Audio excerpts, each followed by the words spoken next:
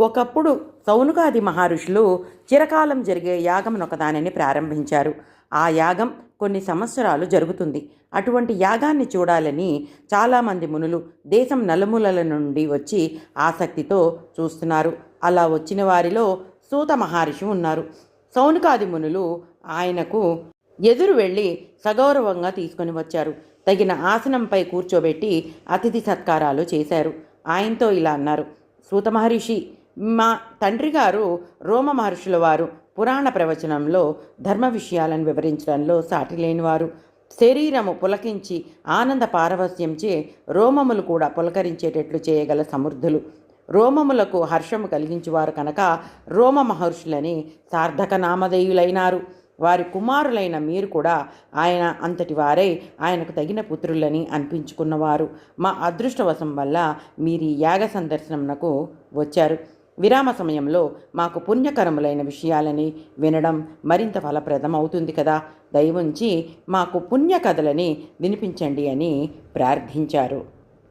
సూత మహర్షి వారి ఆతిథ్యాలను స్వీకరించి సుఖాసనంపై కూర్చుని వారి మాటలను విన్నాడు. వారందరికీ నమస్కరించి చిరునవ్వుతో, మీకు నా మీద ఉన్న అభిమానానికి కృతజ్ఞుణ్ణి. పుణ్యకార్యాలు జరిగే చోట పుణ్యప్రదమైన విషయాన్ని చెప్పటం కూడా ఒక అదృష్టమే. అది కూడా యజ్ఞంలా పవిత్రమైన కార్యమే. ఈ రూపంగా నన్ను ఈ పుణ్యకార్యంలో ఇలా అన్వయించేటట్లుగా చేసే మీకు నేను కృతజ్ఞుణ్ణి.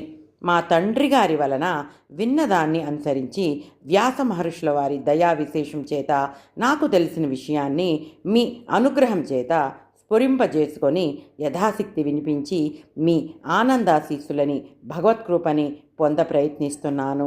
మీ ఆజ్ఞ ఏమిటి అని సవినయంగా అడుగుతాడు.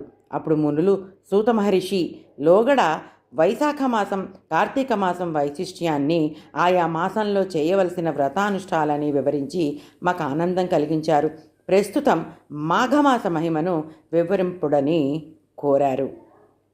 అప్పుడు సూత మహర్షి క్షణకాలం కళ్ళు మూసుకొని ధ్యానంలో ఉండి తండ్రి గారిని గురువులను తలుచుకొని నమస్కరించి కనులు తెరిచి మునులకు మరల నమస్కరించి ఇలా ప్రారంభించాడు.